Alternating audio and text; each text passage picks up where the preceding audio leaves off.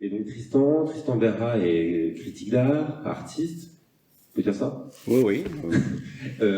Notamment cinéaste, il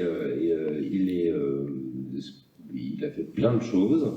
Une des choses que vous avez peut-être pu voir ici à Rennes cet été, c'est qu'il a été commissaire associé à la collection Pinault pour la mise en place de l'exposition Forever 60s qui s'est tenue au couvent des Jacobins cet été, aux côtés d'Emma Lavigne, donc la directrice générale de la collection Pinault. Et c'est à cette occasion-là que nous nous sommes rencontrés et qu'on a commencé à discuter, puisque notamment dans le cadre de cette exposition de Forever 60s, Emma Lavigne et Tristan ont fait le choix de proposer deux œuvres de notre collection dans le parcours de la collection, en l'occurrence une œuvre de Pistoletto et une reproduction d'une œuvre dont on parlera aujourd'hui. Oui. Voilà, Oui. de Martha Rosler. Et voilà, et puis bon, Tristan, on saurait le définir, il est insaisissable, il est partout, mais il a travaillé avec plein d'artistes, et notamment, juste pour noter, notamment une artiste très intéressante brésilienne, dont vous avez une œuvre qui est en cours qui est en projection dans l'espace là-haut, qui est Anna Vaz, avec qui tu as réalisé 2 films. Oui. C'est ça. Et avec qui j'ai un collectif aussi. Et avec qui tu as un collectif. Et je le tais. Merci Étienne. Et merci d'être de votre présence aujourd'hui. En effet, je voulais justement commencer par cette œuvre de Martha Rosler qui a été sélectionnée pour l'exposition anniversaire et en effet qui nous a servi de point d'entrée et pour l'exposition au couvent des Jacobins sur les années 60. C'était donc l'exposition que Emma et moi avions conçue au couvent des Jacobins. C'est une exposition, c'était chercher les années 60 dans la collection Pinault.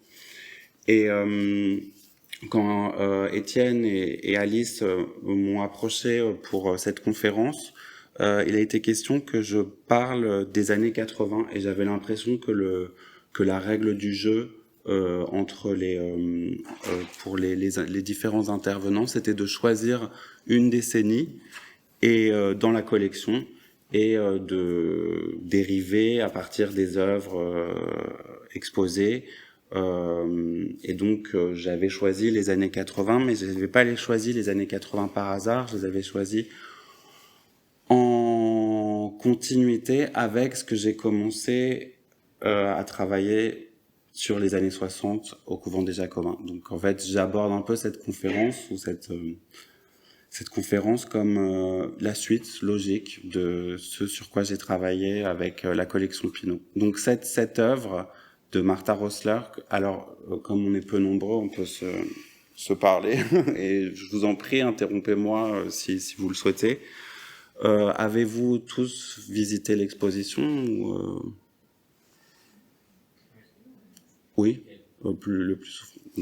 Donc, si vous n'avez pas visité l'exposition, c'est une œuvre que j'avais jamais vue en vrai, donc je viens de la voir accompagnée d'Étienne Bernard, et donc j'étais ravi de la voir pour la première fois puisque on avait demandé l'idée de l'œuvre et on avait demandé de la reproduire, mais on n'avait pas vu l'œuvre originale. Donc c'est un collage de Martha Rosler, et Martha Rosler, c'est une artiste intéressante dans le sens où elle fait vraiment le lien entre les années 60 et les années 80.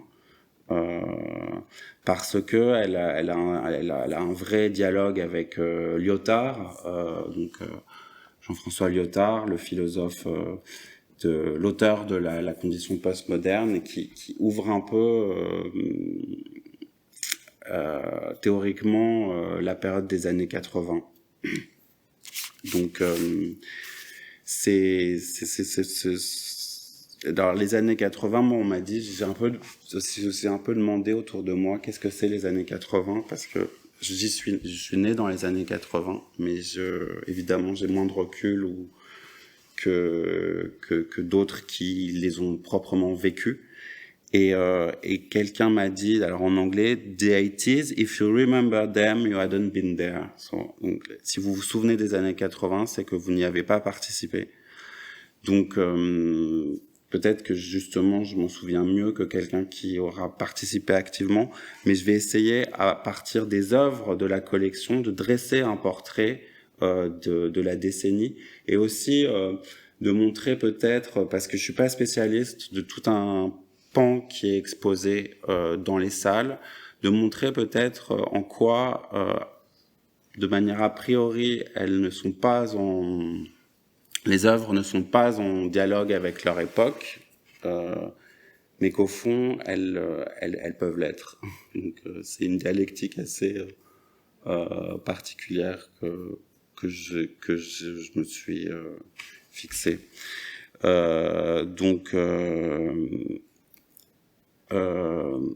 Alors, c'est une œuvre aussi de la collection du FRAC de Sturtevant, qui est un souvenir des fleurs de Warhol. C'est une œuvre des années 60, mais c'est une œuvre qui est assez importante dans l'histoire de la culture, parce qu'elle marque peut-être le point de départ de ce qu'on va appeler dans les années 80, justement, l'appropriation.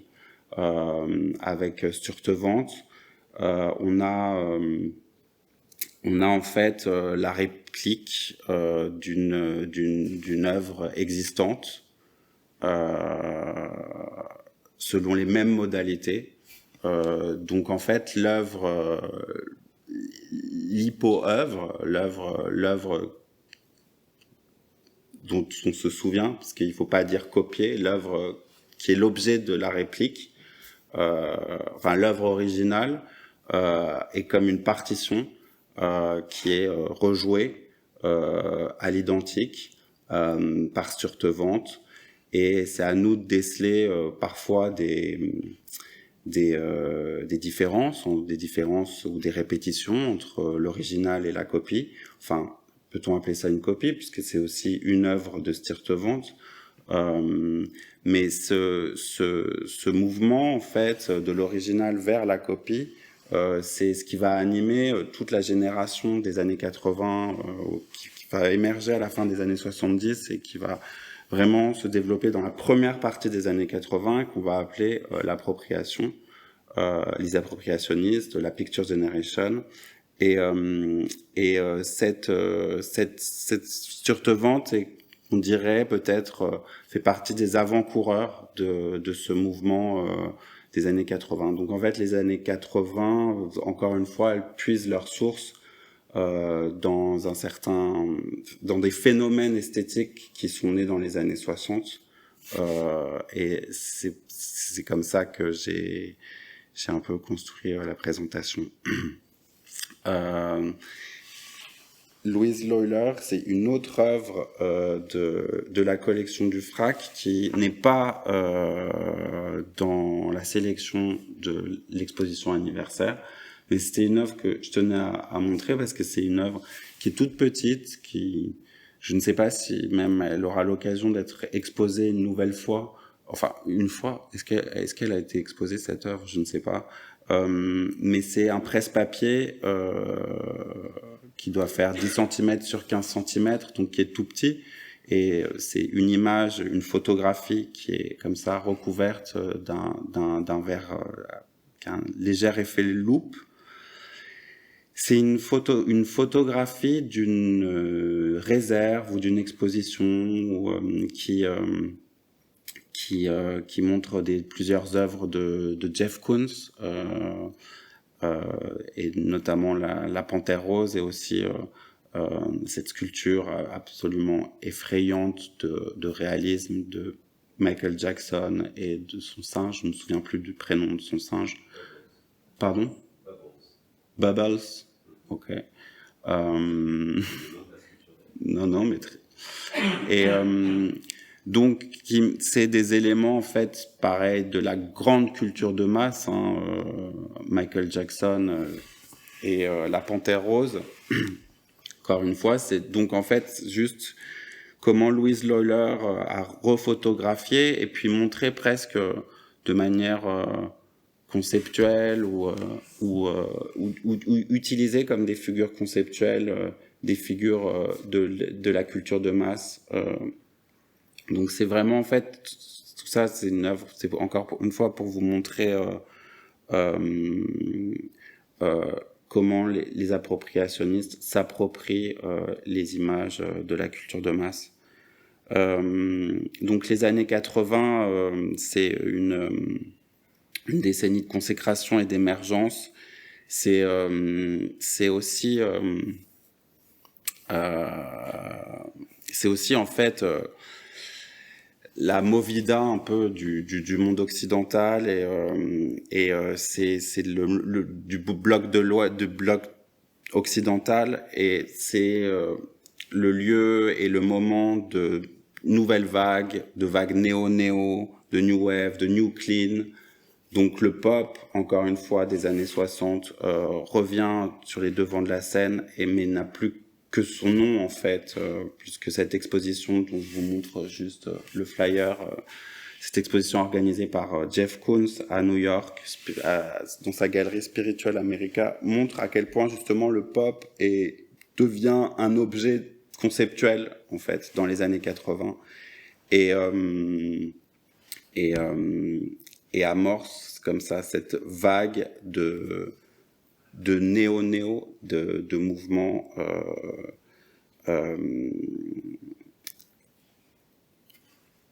appropriationnistes, je dirais. Donc les années 80, c'est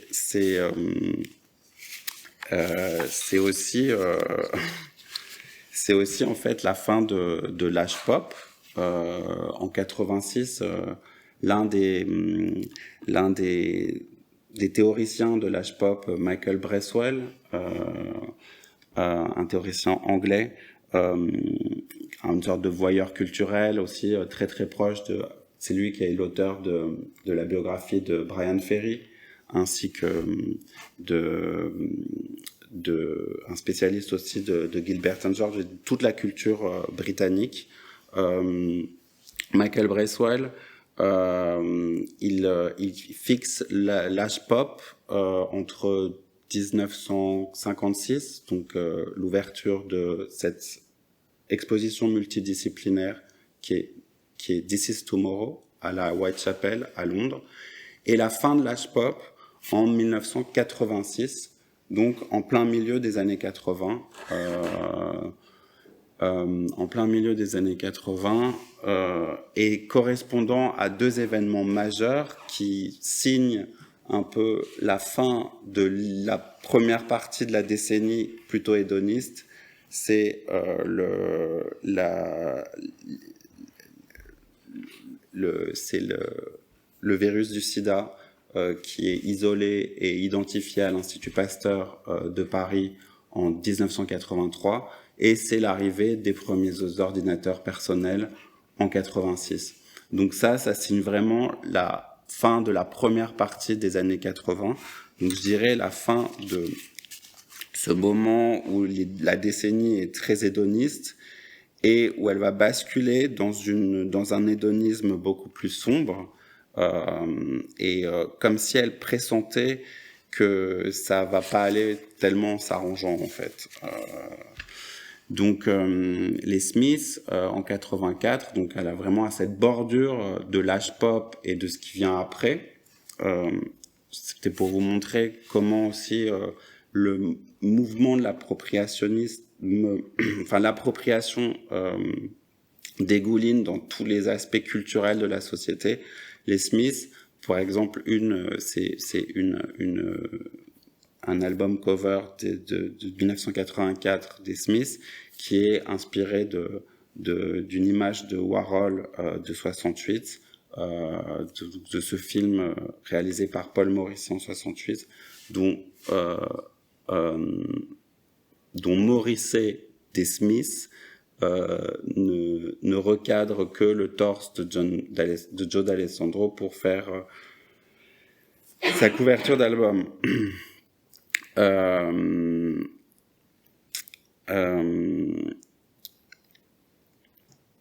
Donc en fait, quand on m'a proposé de faire cette exposition, cette présentation sur les années 80, j'avais en tête quelque chose plutôt comme ça sur les années 80.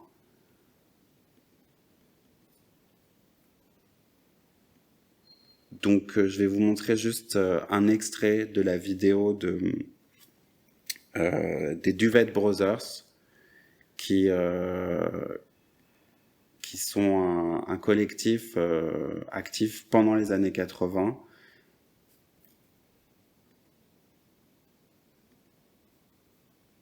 Donc la vidéo date de 85.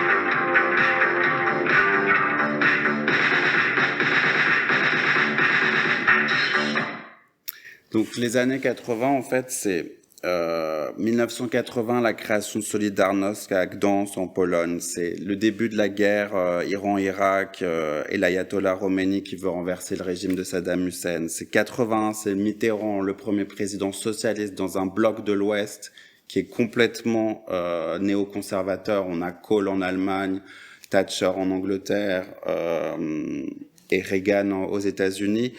En 83, le virus du sida est isolé. En 84, la grève des mineurs fait rage en Grande-Bretagne. En 85, une éruption volcanique fait 25 000 victimes en Colombie. En 86, on a la catastrophe nucléaire de Tchernobyl. En 87, on a le début de la première intifada. En 88, on a un séisme en Arménie qui fait 50 000 victimes. Et en 89, on a la chute du mur de Berlin et le premier dégel du bloc soviétique. Enfin, le début du dégel du bloc soviétique. Donc en fait, c'est une décennie qui politiquement est très chargée et absolument polarisée. Et quand on pense à cette décennie et que la création contemporaine de l'époque, en fait, moi, j'imaginais plutôt une vidéo comme, enfin, le travail des Duvet Brothers qui travaillent en réaction totale avec l'Angleterre et la société qui les entoure, et notamment aussi avec la musique de New Order qui date de la même période. Or, en découvrant la sélection du FRAC,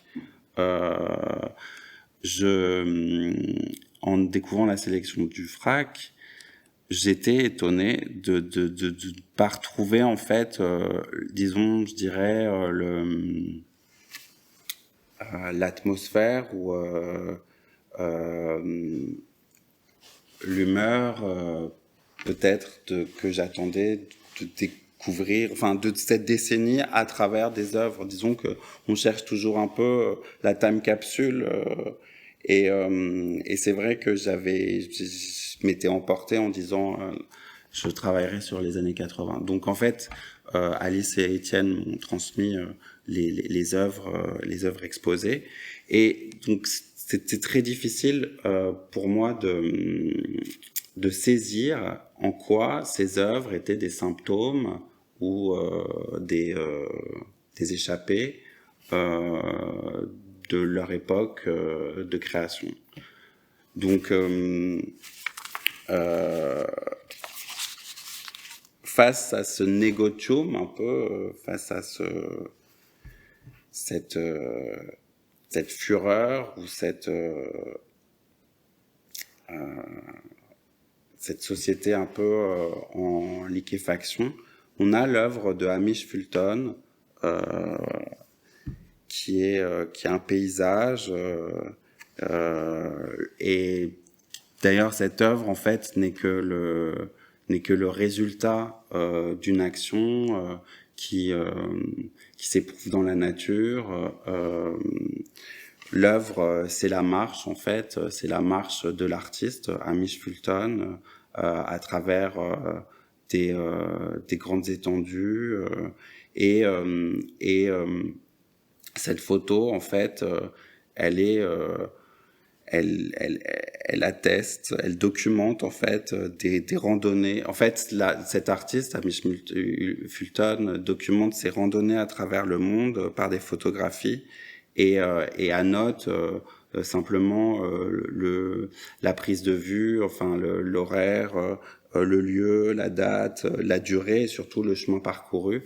En fait, c'est finalement... je suis senti comme Hamish Fulton avec cette décennie, en fait, à chercher dans les œuvres présentes des indices d'une décennie à la fois disparue et en même temps, je ne sais pas si c'était votre sensation face à l'extrait de film des Duvay Brothers, en même temps, tout est encore là, les répressions policières, les néoconservateurs, les riches deviennent plus riches, les pauvres deviennent plus pauvres. Finalement, en fait, c'est à la fois la fin d'un certain âge pop, et c'est le début quand même d'un régime sous lequel on vit encore. Donc en fait, en traversant les œuvres exposées qui correspondent à cette décennie, on trouve en fait, on a un sentiment peut-être plus lénifiant. C'est vrai que, pour tout vous dire, je suis pas du tout un spécialiste d'art abstrait et les œuvres, ces œuvres-là, par exemple, de Martin Barré, de Robert Mangold, d'Aurélie Nemours, de Pierre Soulages, que vous pouvez voir en fait dans les salles, c'est des œuvres qui appellent à simplement un rapport en fait au monde géométrique et avec des formes comme Aurélie Nemours, dont qui en plus je pense a une place spéciale au FRAC Bretagne étant donné l'installation en face du bâtiment. Donc qui se concentre en fait sur des formes simples, des formes géométriques, mais des formes géométriques aussi une réalité qui en fait, la géométrie, c'est aussi un moyen pour les artistes de représenter des idées construites et en fait, c'est beaucoup plus lié à l'époque que on l'imagine. C'est-à-dire que c'est un moment, le postmodernisme, qui se théorise dans la première moitié des années 80, en fait, dans lequel on comprend que tout est construit, que la nature est un construit. Donc en fait, finalement, cette géométrie qui semble complètement abstraite de la violence sociétale ou de la politique, en fait, est beaucoup plus en accord avec la pensée en train de se faire, ce rapport à la géométrie, ce rapport à l'abstraction. C'est au contraire une façon de montrer des formes solides et c'est une métaphore presque du monde moderne, beaucoup plus saisissable et beaucoup plus saisissable que peut-être des formes d'emblée figuratives. Et par exemple, l'artiste David Diao, dont il faut absolument voir, si vous l'avez pas en tête, la façon dont le tableau est accroché dans l'exposition. L'artiste David Diao, qui est un artiste américain d'origine chinoise, enfin qui est né en Chine, et qui fait partie comme ça de ce mouvement néoconceptuel ou abstrait. après d'une interruption de quelques années, son travail va prendre vraiment la phase d'une vaste entreprise de démystification des pratiques picturales du XXe siècle, et refusant le principe d'une discipline artistique dont les contenus et la chronologie seraient fondés sur une parfaite autonomie, excluant toute interaction avec d'autres champs d'expérience, comme social, politique, économique, culturel. Il va revisiter les stéréotypes et les emblèmes et l'histoire de la modernité. Ici, en fait, c'est la croix, encore une fois, une croix qui peut faire penser à celle d'Aurélie Nemours ou le carré noir de Malevich. Ainsi, cette recréation fondée sur une photographie historique de la dernière exposition futuriste, donc une exposition conçue par Malevich, un groupe d'artistes en 1915 et 1916 à Saint-Pétersbourg, donc vraiment pendant la Révolution russe. Donc c'est vraiment la naissance du suprématisme et de l'abstraction. Et donc, David Diao va reprendre la composition de cette photo en isolant les symboles, les icônes même, les icônes de l'art moderne et les icônes suprématistes, donc la croix, le carré noir, et va en faire un tableau un peu flottant. Donc, c'est-à-dire qu'en fait, on sent que cette approche de l'abstraction que vous pourrez penser décoller du réel, et en fait finalement une critique des fondements de la modernité, des fondements de la modernité occidentale. David Diao, en fait, c'est vraiment un artiste que je trouve de plus en plus intéressant. Enfin, pardonnez-moi, je me suis mal exprimé. C'est un artiste dont, en fait, plus on connaît le travail et le chant et l'étendue de l'œuvre, plus on peut y prendre de l'intérêt, enfin, trouver de l'intérêt. En fait, dès 1984, il a fait un tableau qui reprenait justement les symboles suprématistes géométriques comme ce triangle inversé noir, et justement il les a associés aux couleurs de la Palestine, donc le vert, le noir et le rouge. Donc ceci encore pour vous dire que les formes abstraites, elles peuvent tout à coup avoir des résonances politiques, symboliques et en fait avoir une signification une signification autre que leur simple dessin. Et à partir de cette œuvre, j'ai trouvé une autre œuvre d'un artiste qui a su faire en fait la synthèse entre le minimalisme et la sentimentalité. C'est Félix González Torres qui lui en 88 propose Unforbidden Colors Forbidden Colors, c'est une erreur de ma part, Forbidden Colors. En fait, je pense que ça s'appelait Untitled Forbidden Colors, sans titre, couleur interdite. Donc c'est une œuvre qui évidemment résonne encore aussi avec notre actualité politique. Et à ce sujet, en fait, j'ai traduit, on lui avait demandé à l'occasion de la présentation de cette œuvre de faire une déclaration, d'expliquer justement en fait que ces couleurs, alors que ça ne pouvait être que 4 tableaux placés les uns à côté des autres avec des couleurs franches et primaires, on lui a demandé en fait une explication. Ces tableaux ne pouvaient pas être exposés tels quels. À l'occasion de cette exposition, il a donc écrit un texte que j'ai traduit en français et que je vous lis. Lorsqu'on m'a demandé d'écrire un statement sur le travail présenté dans cet espace, j'ai pensé que ce serait une bonne occasion de divulguer et, dans un certain sens, de démystifier mon approche.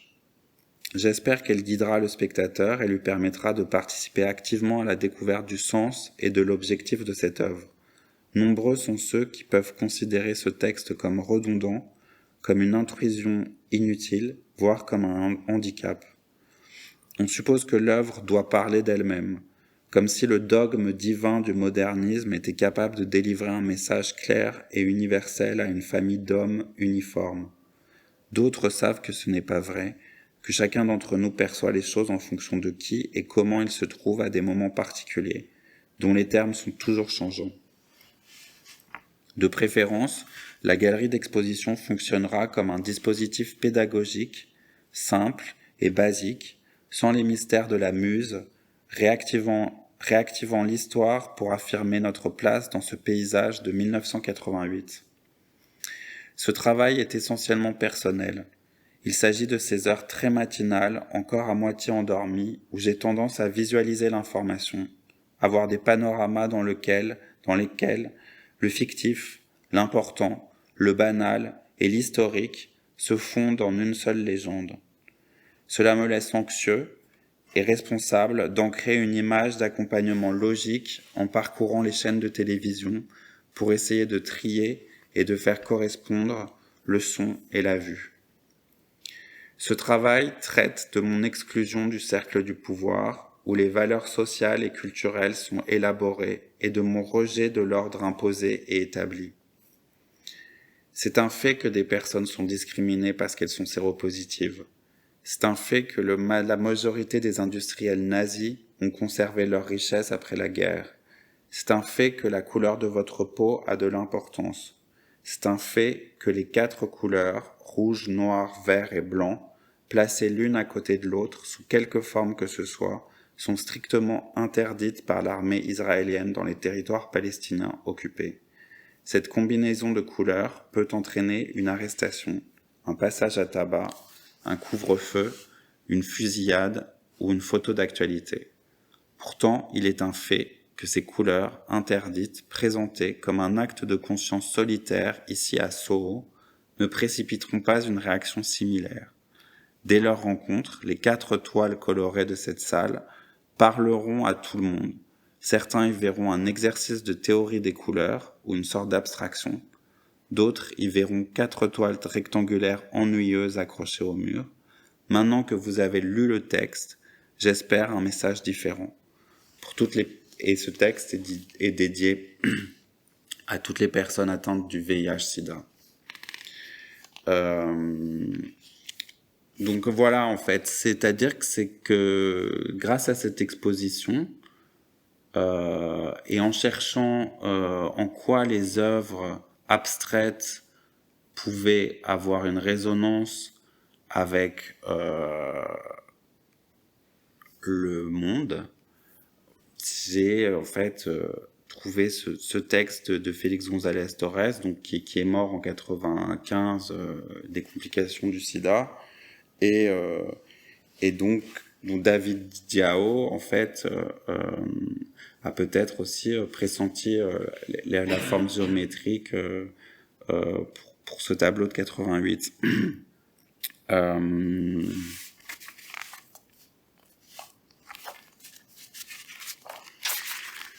Au niveau donc des formes géométriques, comme abordé aussi par la sélection dans on voit le Silence Death Project, donc qui est un projet de marketing visuel effectué par Avram Wittgenstein, Brian Howard, Oliver Johnston, Charles Krylov, Chris Lyon et Georges Sokaras et Roré Sokaras, les 6 membres de ce projet, et c'est connu pour ce poster politique iconique qui illustrait l'utilisation du triangle rose inversé par les nazis dans la Seconde Guerre mondiale pour stigmatiser les homosexuels, et donc qui a été propagé, qui a été diffusé au moment de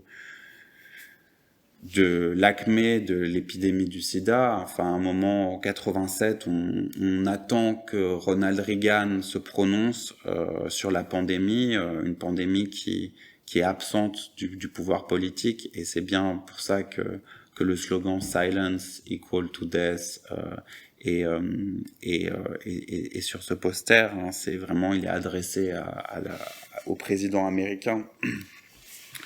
Donc, on est, voilà, dans les années 80, c'est quand même une décennie qui est très très contrastée et qui montre d'abord et avant tout, en fait, que les formes parlent de la société. Il y a peu même, donc, ce que j'ai voulu montrer, même dans les abstractions, il y a peu de jeux, comment dire, de jeux gratuits des formes. Et encore une fois, une autre œuvre qui pourrait qu'on pourrait sans connaître, sans penser au contexte, qu'on pourrait penser gratuit et ou décorative, l'œuvre de Rebecca Horn, qui est installée encore une fois, et qui est, enfin moi pareil, que je connaissais mais que j'ai jamais vu, et donc que je découvrais aussi dans les salles, et une œuvre qui semble, qui pourrait sembler décorative, hein, cette petite montagne, ce petit monceau de pigments de couleur jaune qui est comme ça surmonté d'un pendule qui effleure, d'un pendule mécanisé. En fait, il est le signe d'une menace, le signe d'une magie. On est fasciné par la couleur jaune, mais on redoute la flèche du pendule métallique qui effleure comme ça la montagne. On sait que Rebecca Horn, donc elle est allemande, hein, si on s'en souvient, c'était vraiment une grosse star de l'art contemporain dans les années 80, dans les années 90. Hein, c'était vraiment une artiste très très importante en Allemagne. Je sais pas en France, mais en tout cas en Allemagne, elle était très très importante. Et évidemment, le destin de sa famille est lié à la Shoah, à l'Holocauste, et en tant qu'Allemande, même pour rappeler une phrase de Fassbinder, mort en 82, tout Allemand cache un uniforme de la Wehrmacht dans son grenier. Donc en fait, pour dire vraiment la responsabilité collective et individuelle des Allemands dans le traitement et dans la mémoire du nazisme, on voit que même aussi une œuvre qui paraît décorative ou juste animée d'éléments mécaniques, en fait, est aussi une métaphore pour montrer une souffrance, un destin collectif qui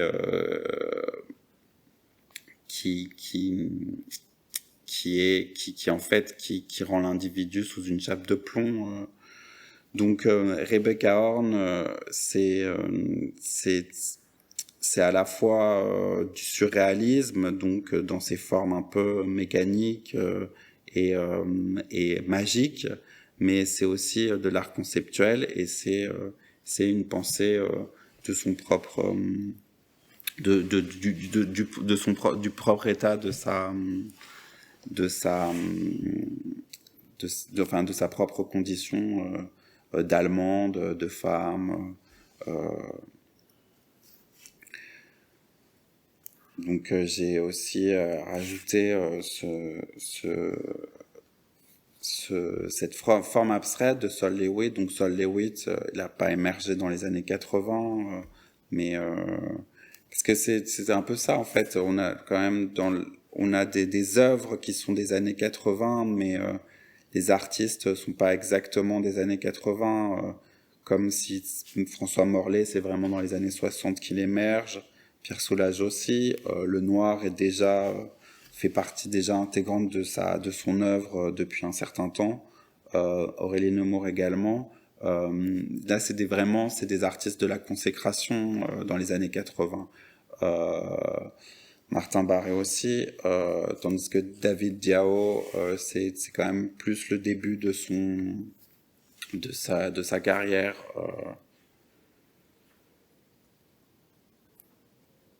Donc Sol Lewitt avec ce mémorial qui se trouve à Hambourg, qui pareil aussi, qui ne présente plus qu'un mur. Donc en fait, les formes de figuration sont un peu évacuées de toute cette pensée politique, comme si aussi, bon ça c'est une question qui s'est posée dès après la guerre, que pour représenter l'horreur, la figuration était plus, disons, c'était l'abstraction qui était le seul moyen en fait d'appréhender l'horreur.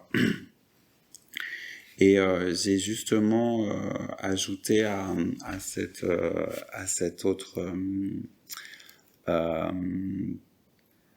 à cette partie-là, l'œuvre de Steinbach qui lui est un Américain donc plus proche des appropriationnistes évidemment, et qui en fait fait lien avec David Diao parce que lui aussi reprend une icône de l'art moderne, cette méridienne de Mies van der Rohe,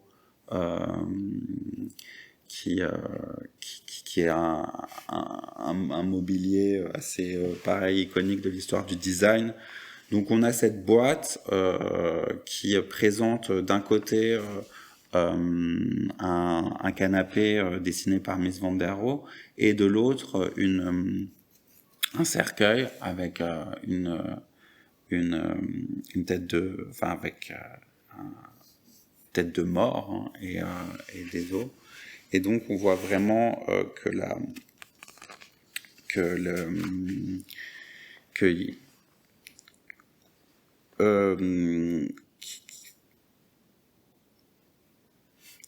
on a en fait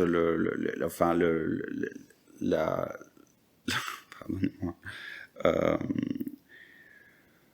on a le conteneur, donc on a en fait les objets ethnographiques qui sont liés à du mobilier, tout ça dans une boîte. Donc ça montre aussi l'alliage de différentes tendances, et ça c'est le propre du postmodernisme. Donc c'est vraiment la juxtaposition de différentes tendances dans une totalité, et sur le même plan. Donc la confrontation de ces deux objets fonctionne autant sur un plan métaphorique, évidemment la vanité, que sur un plan d'indifférenciation des objets. La méridienne fait évidemment penser au divan de Freud. On a donc aussi, ou alors à une sieste canaille. Donc on a à la fois Eros et Thanatos qui sont les deux faces de la même pièce de monnaie, qui se trouvent de part et d'autre de la boîte. Donc M. Steinbach, c'est un artiste qui a vraiment lui émergé dans les années 80. On l'associe à un sous-courant comme ça des postmodernes ou des appropriationnistes qui est le simulationnisme, donc qui est lié à la pensée de Jean Baudrillard, et il a émergé avec cette génération d'artistes que sont Jeff Koons, Ashley Bickerton ou Alan McCollum, qui reprennent des objets et qui les reproduisent ou les remettent en scène ou qui simulent leur utilité lors d'agencements très précis.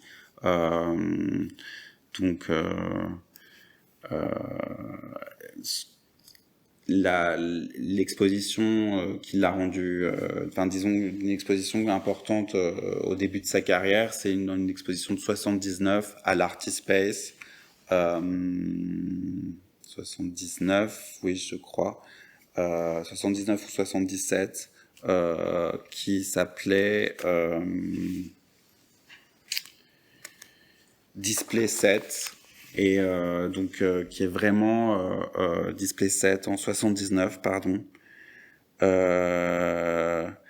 qui a vraiment présenté sa marque de fabrique, c'est-à-dire une étagère sur laquelle étaient posés à équidistance des objets déjà manufacturés.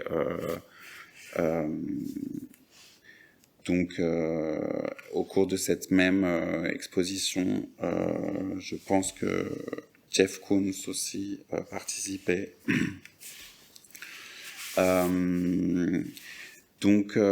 D'une certaine façon, on a aussi chez Steinbach un alliage quand même de formes pures, géométriques et de formes figuratives. Ceci, ça montre aussi l'impureté de l'art des années 80. Même si on a des formes abstraites, elles signifient quelque chose. En fait, ce que vous voyez ne veut pas forcément dire ce que vous voyez. Ou la signification est cachée, ou la signification est à comprendre dans le contexte de production ou d'exposition. Et aussi dans le contexte biographique, comme c'est le cas par exemple chez David Diao, qui est sino-américain, et donc par moment il y a des références vraiment à l'émigration chinoise. Mais chez Steinbach, on a donc cette impureté des formes, avec aussi il faut imaginer que le squelette c'est un objet ethnographique. Donc on a un objet ethnographique, une icône du design, et tout ça dans une boîte. J'avoue que je suis un peu fasciné parce que j'avais jamais vu l'œuvre, et de la voir en fait, surtout l'échelle dans les salles du FRAC, c'est assez fascinant. Et donc cette impureté en fait des formes, on la voit chez Ian Wallace, qui est un autre artiste, lui canadien, de l'école de Vancouver. Il a été, il me semble, je ne sais pas s'il a été ou s'ils sont de la même génération, mais je crois qu'il a été le professeur de Jeff Wall. Chez Ian Wallace, vous voyez aussi l'alliance vraiment de l'abstraction et de la pure figuration, donc avec ce tableau qui représente le studio de Fontana, donc d'un peintre aussi iconique de la modernité. Là j'ai pris une photo de Hugo Molas qui montre le studio de Fontana à Milan. Donc vous avez chez Wallace juste une reproduction parfaite et photographique parce que je crois qu'il est allé à Milan prendre des photos de Fontana, enfin de studio de Fontana, et allié à des bandes monochromatiques. Donc ça c'est une technique aussi pareille qui fait que dire de ce tableau, s'il est abstrait ou s'il est figuratif, puisqu'il contient en fait les deux qualités.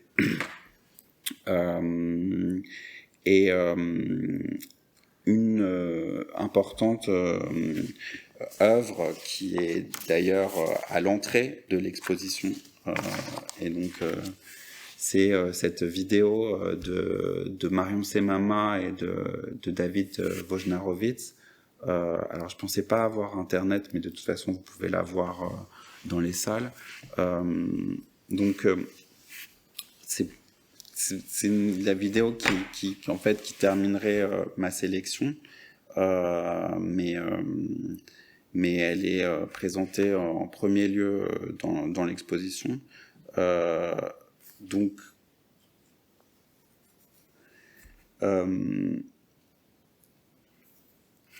c'est une campagne en fait que Marion Semama et David Wojnarowicz ont menée peu de temps avant la mort de David Wojnarowicz. Donc David Wojnarowicz, pour vous dire, il fait partie des artistes les plus influents et peut-être les moins reconnus de la scène new-yorkaise des années 1980. C'est son œuvre de photographe, vidéaste, peintre, sculpteur et écrivain autodidacte, donc émerge à la fin des années 70 dans le milieu underground de la prostitution masculine de l'East Village et dans l'entourage de Paul Thek, de Peter Rougeard et de Nan Goldin.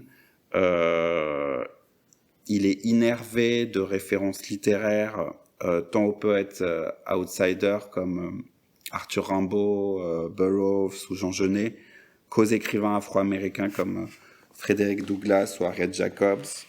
Et surtout, en fait, il s'insurge contre la violence de la société américaine. Il souhaite être appelé, on sent que parfois c'est complexe pour un artiste d'être appelé aussi un activiste, mais lui, il tient absolument à être nommé activiste autant qu'artiste. Il est performeur. Il est aussi atteint du virus du sida et il s'engage à l'extrême contre le sexisme, l'homophobie et surtout il exprime une rage sans fond, sans fin devant l'indifférence à l'égard des laissés pour compte du rêve américain. Son œuvre, c'est vraiment un symptôme de ce retour du réel. C'est une expression de Craig Owens, l'un des théoriciens du postmodernisme. Félix Guattari a écrit un très beau texte sur l'œuvre de David Wojnarowicz, publié chez Sémiotexte, que je vous invite à consulter. Donc, c'est vraiment l'œuvre de David Wojnarowicz, c'est un rapport justement direct au réel et une réaction vraiment totale au formalisme qui est de plus en plus entériné par le système des galeries. Donc en fait, 89, à la fin de la décennie, toutes ces formes un peu appropriationnistes dont je vous ai pas forcément montré les plus gratuites, mais il y a un jeu, et c'est pour ça que la sélection du FRAC est très bien choisie, parce que les formes ne sont pas gratuites, et elles ont toujours des résonances avec la société. Donc en fait, c'est David Wojnarowicz, lui, s'insurge vraiment contre un art formaliste et le système commercial des galeries qui le promeut, et il fait une sorte de portrait qui à la fois qui a un souffle poétique très fort et qui est aussi un autoportrait de notre démoralisation.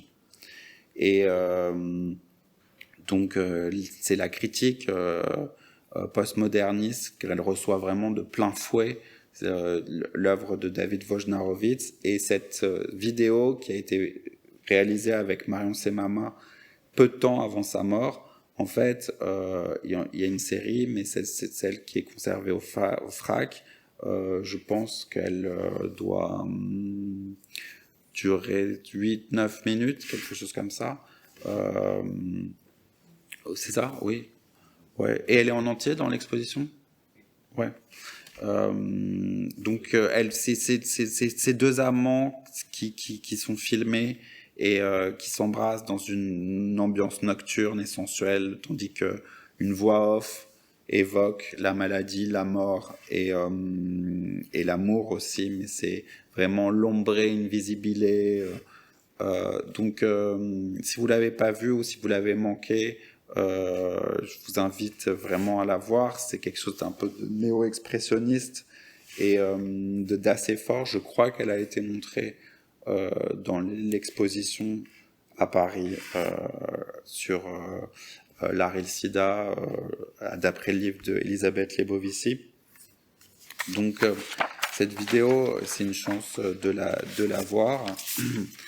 Et David Wojnarowicz, c'était l'idée de boucler comme ça cette présentation. David Wojnarowicz, il a fait cette photo en 88 qui, enfin moi que j'adore, hein, qui est une photo qui est aussi, et donc ça fait un lien avec l'artiste précédent, Steinbach, qui est une photo tirée une photo d'ethnographie, hein, qu'il a volé, dont il s'est approprié, et qui vient du Smithsonian, c'est un institut d'histoire naturelle de Washington, qui est une photo de buffles qui sont en train de se lancer dans le vide et de tomber d'une falaise. Donc en fait, c'est vraiment à la fois apprendre littéralement comme la fin d'une espèce, aussi apprendre métaphoriquement comme la génération des victimes du sida qui sont en train de tomber dans une mort tragique.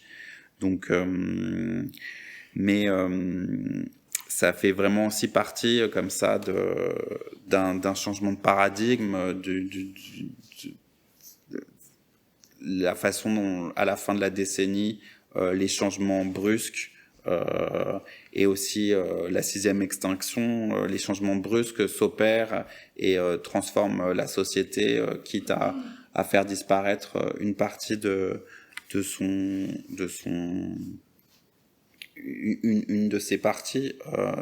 Donc ça fait vraiment partie du passage d'un monde ancien où les bisons sauvages étaient abondants à un monde actuel où ils sont rigoureusement contrôlés, que ce soit dans des parcs d'engraissement ou dans des régions éloignées. Donc la chute libre des bisons est une métaphore de la chute libre de nos écosystèmes. Il s'agit d'un faux rocher provenant d'un diorama de musée et d'un bison encore plus faux, mais qui sommes-nous en train de tromper. Donc cette image vraiment est bouleversante, et pour faire le lien avec l'artwork des Smiths, je montre comment elle a été utilisée cette fois par un groupe à la fin des années 80, enfin au début des années 90 par U2, donc pour justement c'est David Wojnarowicz qui a inspiré cette photo d'album. Donc et pour finir, voilà. En 1989, c'est le mur de Berlin qui s'effondre, et c'est le bloc de l'Est qui s'effondre à son tour aussi. Et c'est l'une des images, c'est l'une des couvertures de journaux, l'une des premières couvertures de journaux à la fin en 1989, donc la banane était un élément exotique qui était rare en Allemagne de l'Est, et donc c'est l'ouverture la fin de la décennie s'ouvre sur vraiment les merveilles du capitalisme qui s'offre enfin au bloc de l'Est. Voilà. En tout cas, merci de m'avoir écouté.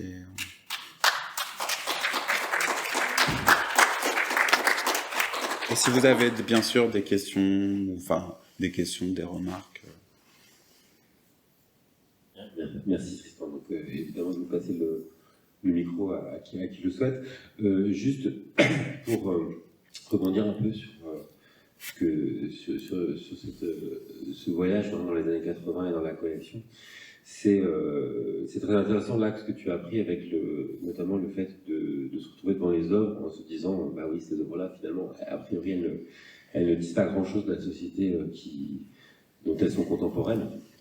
Et c'est, je pense que c'est pour ceux d'entre vous qui ont passé du temps dans cette exposition, je pense qu'il est assez simple de voir que nous, on considère au Fragodan que quoi qu'il arrive, il y a la mise en contexte d'une œuvre et la façon dont on la regarde, c'est une sorte de partenariat entre l'œuvre et la personne qui la regarde, en fait.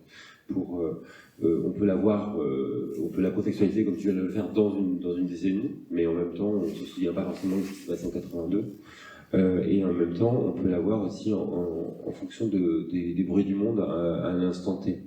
Je pense par exemple, dans la salle là-haut, vous avez une très grande photo qui est mise un peu contre le mur comme ça, une œuvre d'un artiste canadien, Rodney Graham, qui est des années 90 en l'occurrence, donc qui était encore plus, mais qui représente un séquoia à l'envers.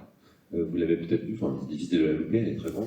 Et donc, René Graham est un artiste conceptuel, etc. C'est quelqu'un qui travaille sur une forme d'absurdité des images, etc. Mais moi, j'ai décidé de la mettre en expo parce que je pense que c'est aussi un moyen assez simple de dire qu'on a vraiment mis notre planète à l'envers, et je pense qu'on est après tous d'accord là-dessus aujourd'hui. Et tandis que d'autres choses, comme par exemple la pièce de Morellet que tu montrais tout à l'heure, c'est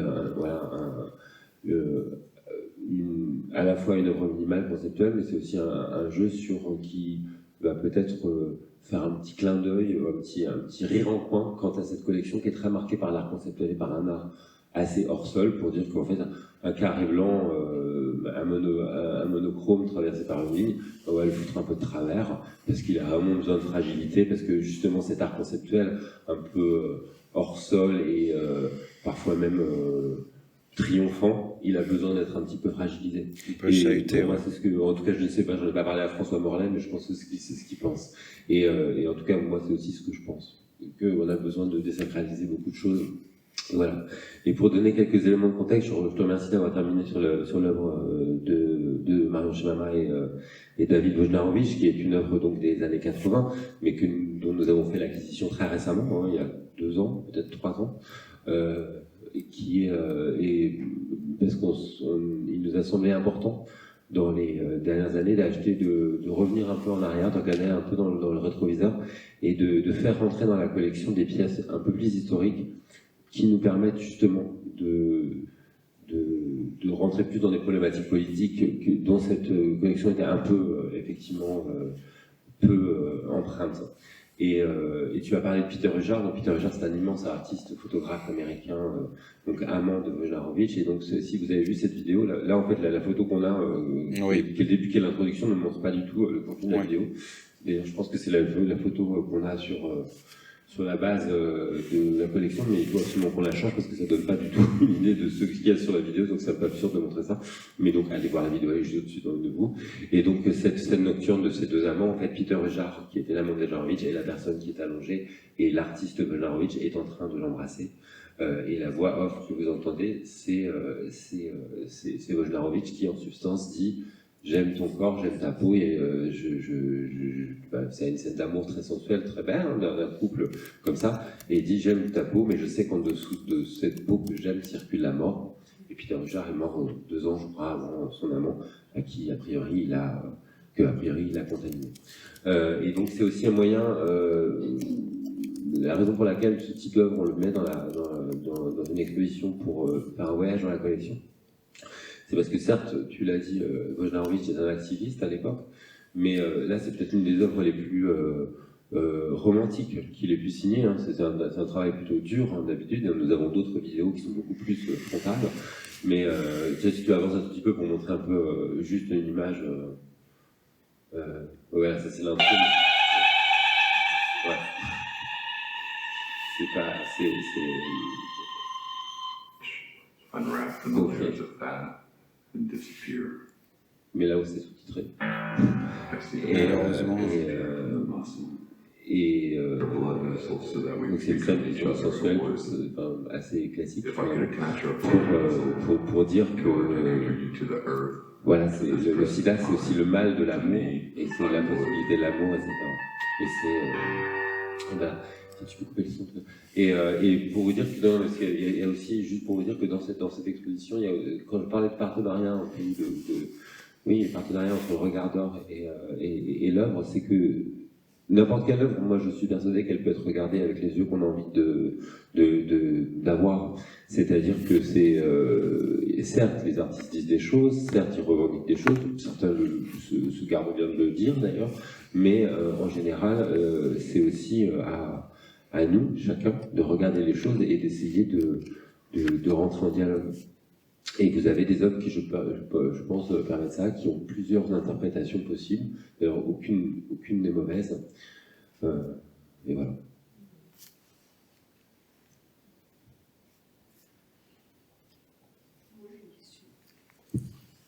Je me demandais si... c'est difficile de répondre à la question que je vous avais posée, mais peut-être à partir des œuvres qu'on a vues, qu'est-ce qui peut rester aujourd'hui dans la création actuelle de choses qui ont été débutées dans les années 80? Est-ce que c'est possible de répondre à cette question ou moins de 3 heures? À partir des œuvres qu'on a vues? Ou de dégager des constantes? Oui. Moi, je pense que en fait, c'est devenu une pratique quasiment. Enfin, on respire l'appropriation. C'est devenu une pratique. Mais je pense que c'est justement en train de changer. C'est-à-dire que, par exemple, très récemment, une photographe pardon, je me souviens plus de son nom, mais a gagné une bataille juridique contre Warhol. Contre son utilisation d'une photographie de Prince pour une sérigraphie, Prince le chanteur. Et donc la photographe originale de cette photo a gagné la bataille juridique contre l'estate Warhol qui a utilisé cette photo librement, et on a fait des déclinaisons sérigraphiques.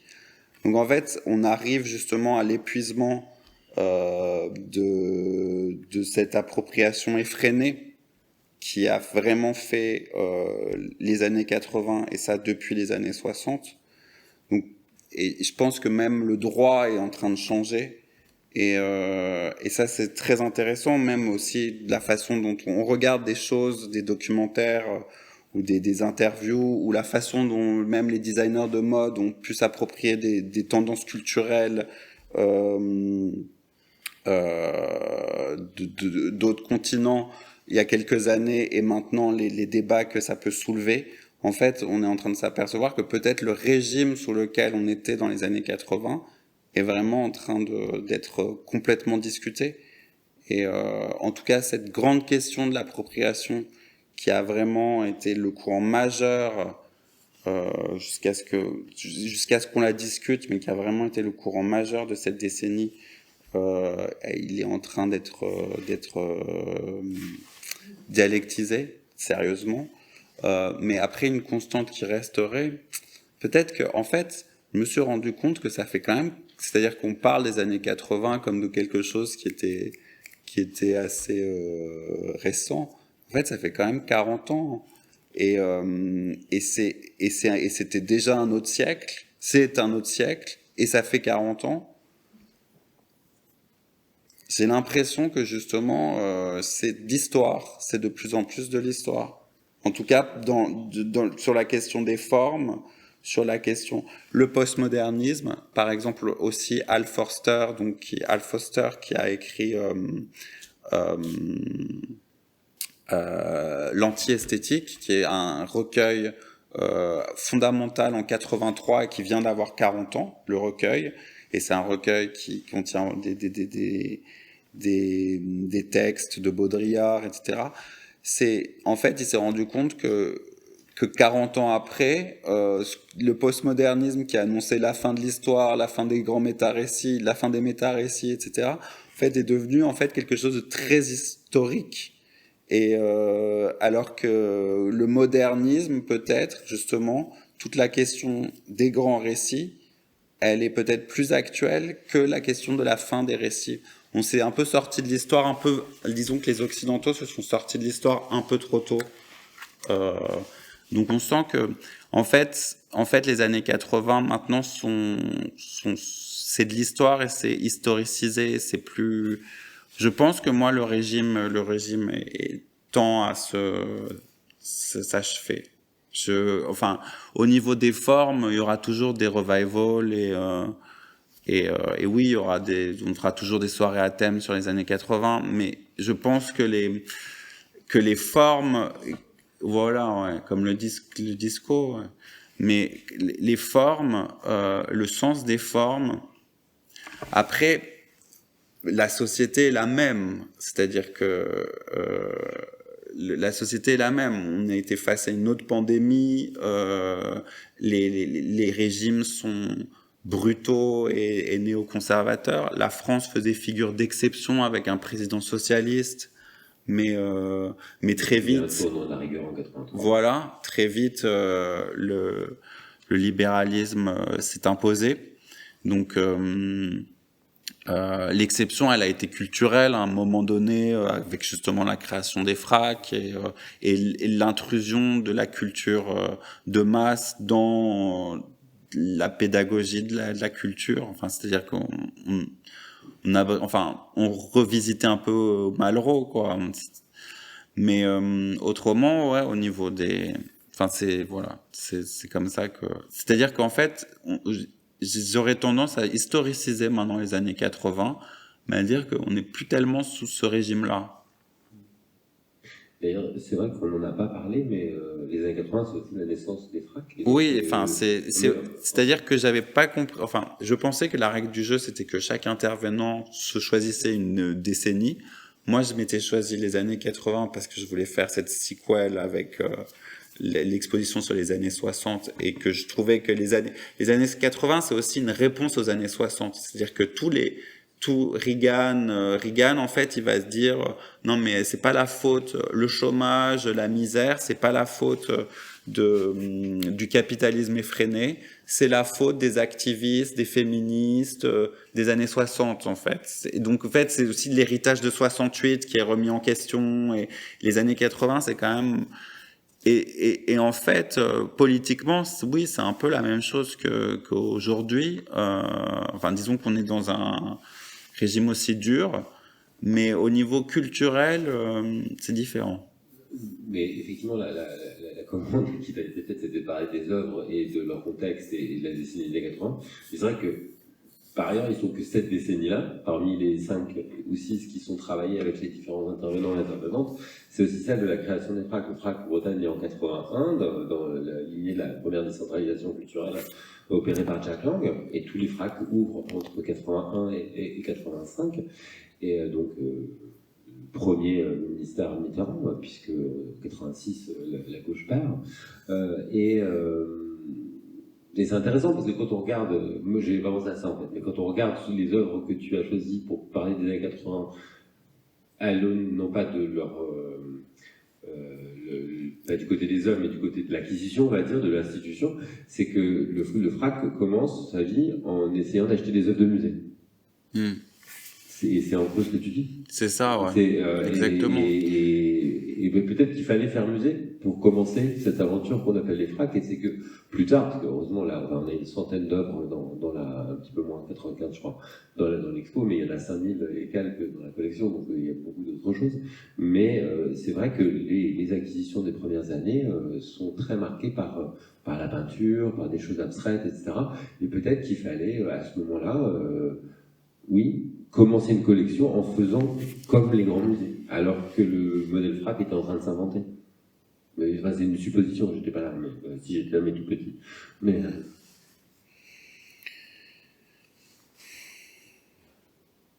et la preuve, on achète des œuvres des années 80, 40 ans plus tard, comme celle-ci, oui, pour compléter le truc. Mais celle-ci, c'est vraiment une œuvre c'est vraiment une œuvre qui parle de son époque, tandis que Aurélie Nemours, en 84, c'est Voilà. Ouais.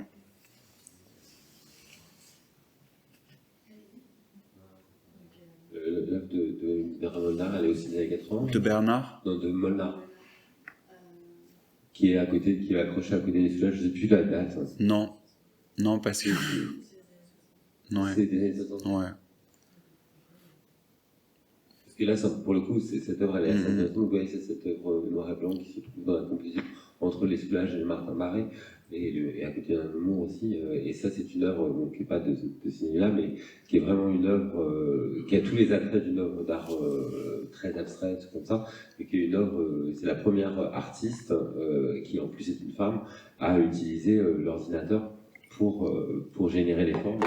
Et donc on est vraiment dans une approche scientifique et aussi de la femme qui revendique aussi cette approche, cette technicité, et qui en fait aussi vient critiquer l'histoire de la modernité géométrique. On parlait de Malevich, etc., en disant que moi, là, maintenant, c'est que des systèmes de 1 et de 0 qui se suivent, qui viennent générer les formes. Et donc on est vraiment dans une critique conceptuelle très intéressante, et donc peut-être plus engagée socialement, d'une certaine manière, que les autres.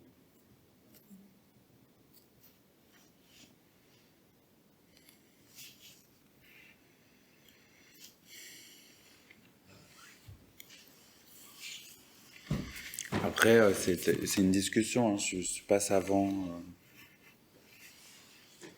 Moi, c'est pas une question, mais une remarque.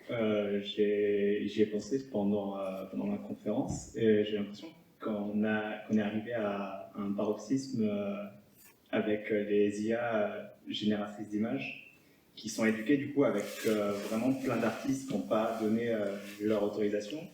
Et il y a des gens qui se revendiquent artistes et qui du coup créent avec des prompts.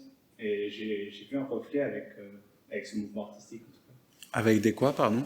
Avec le mouvement artistique qui reproduisait des œuvres qui existaient déjà.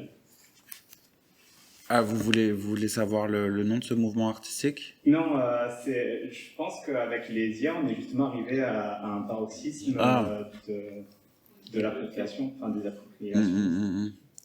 L'IA, c'est un peu l'elephant in the room, non? Pardon? C'est un peu the elephant in the room, l'IA. Oui, c'est drôle, c'est drôle. Oui. Non, mais j'avais pas pensé avant, et c'est vrai que pendant la conférence, mais c'est vrai.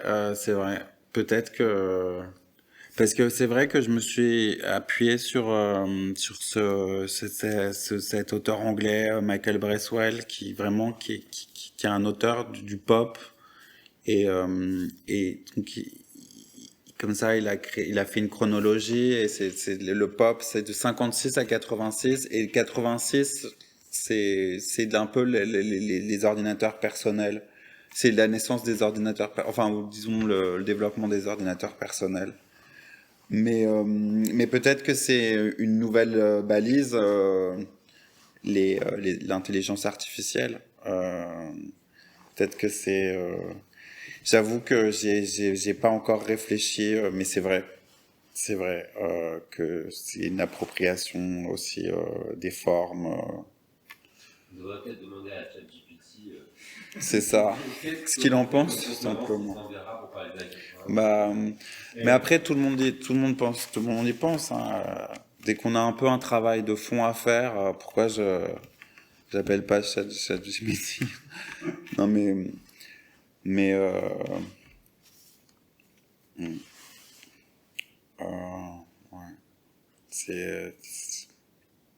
Non, mais c'est sûr. Il faut, et de toute façon, il faut toujours étendre la réflexion aux nouvelles technologies, avant que les nouvelles technologies n'étendent elles-mêmes leur réflexion.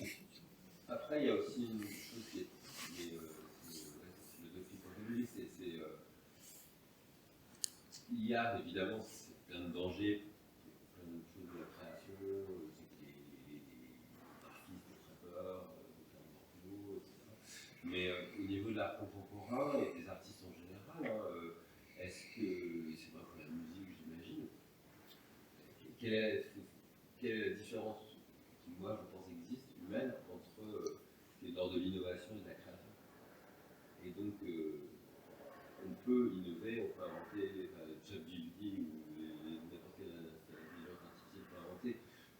l'image du monde, etc., où on l'a réinventé, mais est-ce que cette technologie sera en mesure de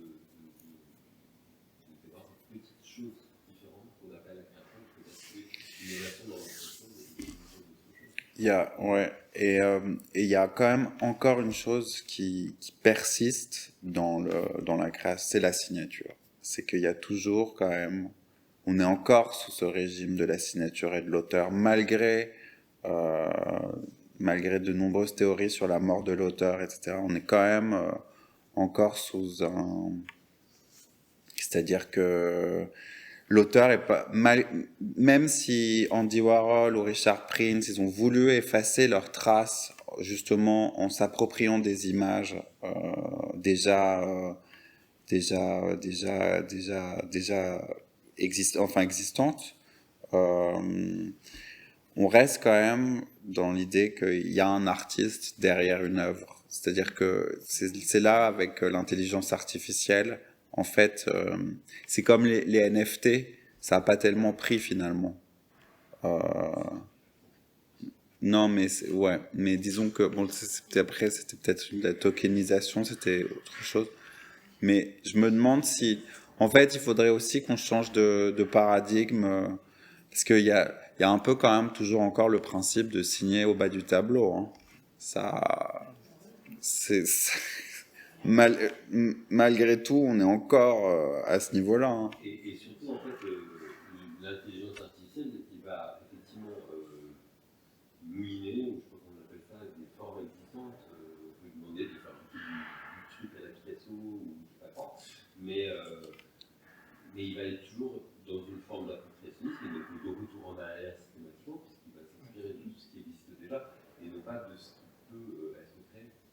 Il va générer des formes, et j'évite le mot créer, à partir de choses qui sont déjà créées par des gens.